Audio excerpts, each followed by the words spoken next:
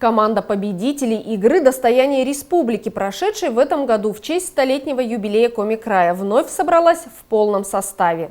Участники проекта, выигравшие главный приз – детскую спортивную площадку, определили место, где будет установлен игровой комплекс. Напомним, в проекте «Достояние республики» приняли участие все муниципалитеты региона, и Инта оказалась самой сильной. На днях в город пришел долгожданный приз. Победители телевикторины «Достояние республики» после недолгих обсуждений решили, что детский игровой комплекс должен быть установлен в деревне Ярпияк. В городе подобные площадки смонтированы во многих дворах. Сельские ребятишки от такого подарка тоже не отказались бы. Ярпияк – это отдаленное село, порядка 80 километров.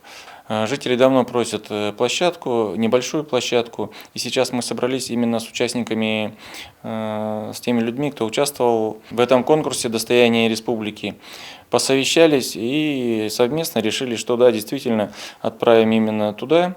По зимнику отправим, в летний период установим, и деткам будет радость. Сама площадка состоит из баскетбольного кольца, качелька и шведская стенка. Члены команды уверены в том, что игровой комплекс в деревне Ярпияк будет востребован как маленькими детьми, так и подростками, которые ведут здоровый образ жизни и занимаются физкультурой. Все спортивные и детские площадки, которые ежегодно появляются в разных уголках Интинского округа, в том числе в сельских населенных пунктах, пользуются большой популярностью. Населенные пункты отдаленные у нас не заброшены, мы постоянно бываем там. И в летний период съездили в селе Петровин, в самом отдаленном, много работ было проведено. Также была установлена спортивная площадка под навесом. И по жилищно-коммунальному хозяйству много работ. Сейчас, в зимний период, опять все села будем объезжать, встречаться с жителями, выслушивать их проблемы и, конечно же, будем решать. Стараемся постоянно быть на связи, выполнять какие-то те пожелания, которые они хотят. Считаю, что уже говорил не раз, что в села надо прежде всего уделить внимание больше им. Потому что они вдали, не всегда туда можно добраться, поэтому пользуемся моментом. Если едем, то уже едем с чем-то, с выполнением каких-то просьб.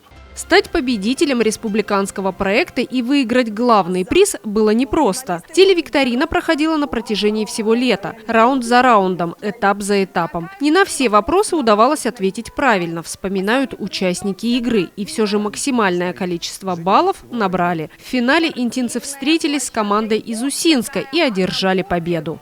Огромное спасибо нашему коллективу, нашим участникам. Да, смогли. Последняя игра, когда была уже с Усинском, конечно, Усинск тоже очень сильная команда, и прямо на грани был перевес до каждого, до последнего очка. Никто не понимал, кто выиграет, поэтому выиграть было тяжело. Все члены интинской команды рады тому, что приняли участие в телепроекте, одержали победу и выиграли главный приз, который теперь будет радовать сельских детишек.